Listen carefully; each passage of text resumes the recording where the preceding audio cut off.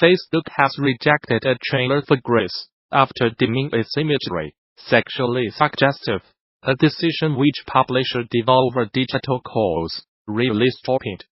Facebook rejected a Gris launch trailer ad for this sexually suggestive scene, so this year is going great so far, Devolver Digital tweeted yesterday afternoon, attached with an image of the scene in question.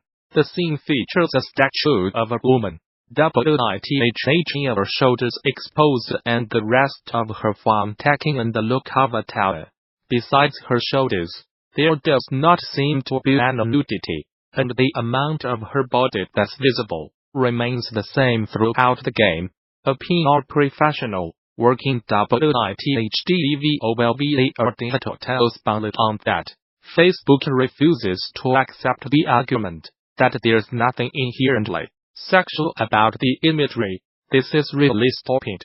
With appeal, and Facebook said the appeal was rejected based on the grounds that Facebook does not allow nudity. They said, first of all, she has a statue, and second, absolutely no nudity is shown in that photo, nor is this what any reasonable person would consider sexualized content. They also mention how THEYINCLUDD pictures of sculptures depicting nude men and women, found through a Facebook search. These images were publicly available to view on the platform, to which Tinsley suggests is a double standard on Facebook's part.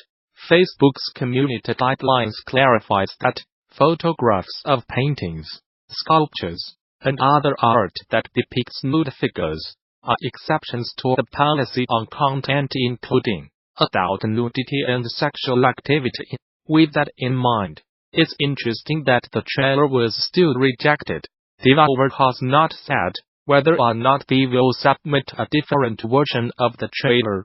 11-Bit Studios has raised $500,000 for War Child United Kingdom by creating charity DLC. This War of Mine. In the 4 years since the game launched, the studio pledged to donate 100% of the cash from its charity DLC to the British organization, which is dedicated to helping children affected by conflict all around the world. Since then, over $500,000 has been donated to the cause, helping War Child deliver aid throughout countries including Afghanistan, Iraq, the Central African Republic, Democratic Republic of Congo, and Yemen. The cash has allowed for the creation of 3 temporary learning spaces, allowing 260 children to carry on with their education and complete their school year, while also providing summer schooling to 475 students in Iraq. It has also helped place 26 unaccompanied children with foster families in the Central African Republic, facilitated the opening of a new fundraising arm at War Child that's dedicated to working with AMers, and granted 840 children aged 4 to 6 access to early childhood and care development in Kabul and Herat. If you have not already, you can support War Child United Kingdom directly by clicking this link, or by purchasing the This War of Mine Charity DLC on Steam. Newsbrief. Blizzard Entertainment's Chief Financial Officer Amrita Ahuja has departed the company and the game industry entirely to join up with the mobile payment company Square as its new CFO.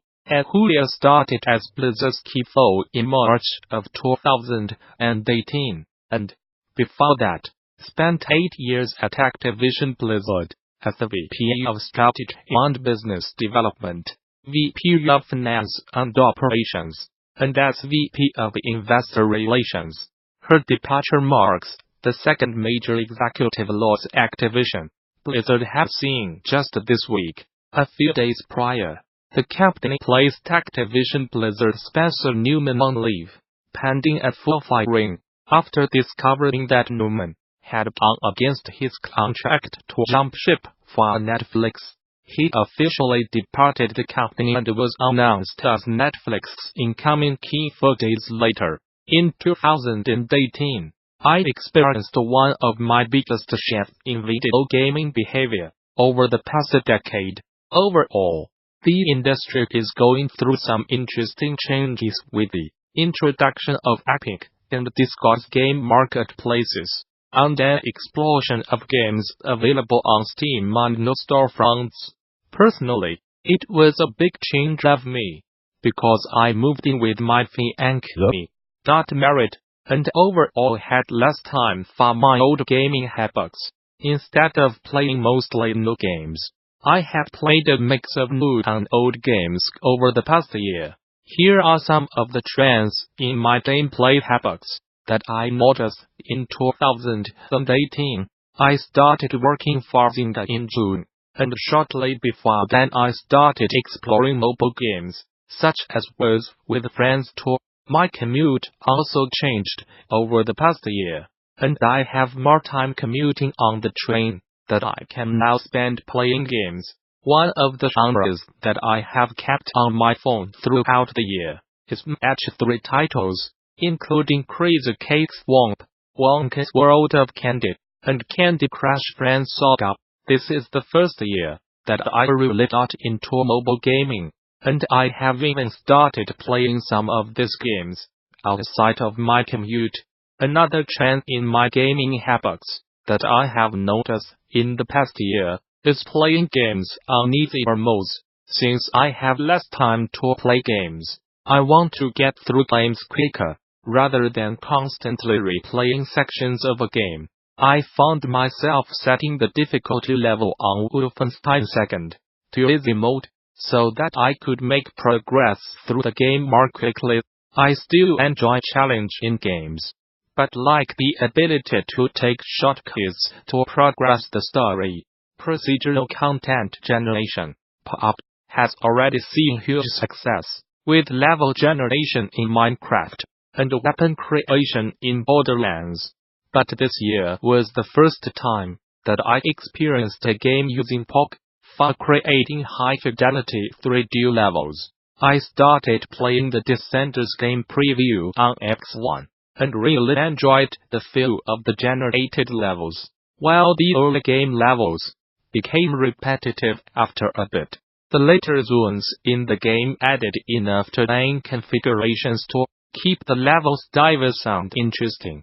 I'd also tried out some new genres of games this year, including Gone Home. This game has been out for a while, but I finally took the time to play it after downloading it when it was offered through Xlive. I enjoyed the pace of the game and the focus on narrative, and it aligned well with my focus on more casual gameplay experiences.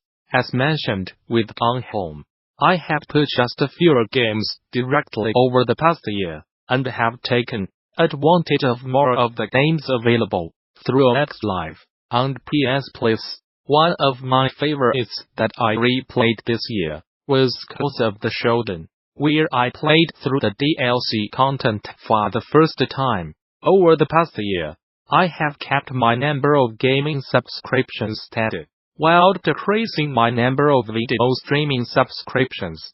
These been exploring subscription services for a few years, with the Access and Origin Access, and X Game Pass is shaping up to be a great service as well. I have also been replaying some of favorite games over the past year.